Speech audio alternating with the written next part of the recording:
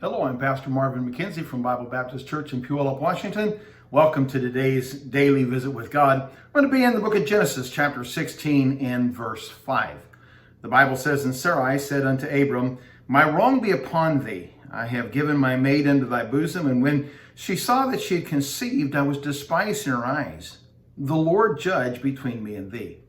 So there's a powerful lesson and an accompanying warning in the story of Abraham and Sarai and Hagar, because it was between when God made a promise to them and God's fulfillment of that promise that Ishmael was born. Ishmael, there are some other significant players of evil in the early days of human history. Men like Cain and Esau. A little bit later on, King Saul. But likely there are none that have caused so much spiritual harm through the centuries as did Ishmael. His very name becomes synonymous with Islam and the evil that is especially against the people of God through Islam. Very, very often we find that temptations are greatest between when God makes a promise to us and when God answers that promise. And it's in that period of waiting, which is so important for spiritual growth, that we're tempted to take the matter of God's promise into our own hands, or his promise or his calling or his burden into our own hands. And nothing is so devastating to the cause of Christ, especially long term, than doing what God has promised he would do in the power of human flesh. No doubt it can be done.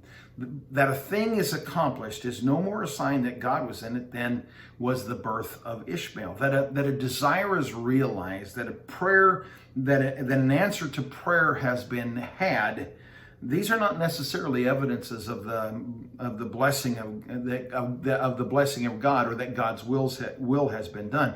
Abraham found himself defending Ishmael before God, and I think I see the same thing today. I see Christians who've done what they believe to be God's will, but they did it in the flesh, and now they're defending what they've done. They love the results of the flesh. They would never dream of abandoning it. They might love it really more than they would love what God would do.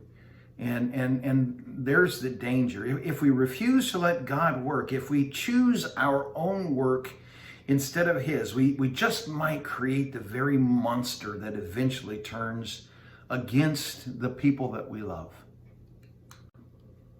Hey, I want to ask you, if you enjoy these daily visits with God in video form like this, would you do me the kindness, number one, of subscribing to my feed on Rumble, and then number two, of sharing this so that other people can see it. If you'll just go to the Rumble site, click on the link that you're watching this video, it'll take you to Rumble. You'll need to probably make your own account there, but then you can subscribe and you'll get these videos as they come out, delivered to you personally. And then just take the time to click the share button so that others can find these videos and be blessed as well.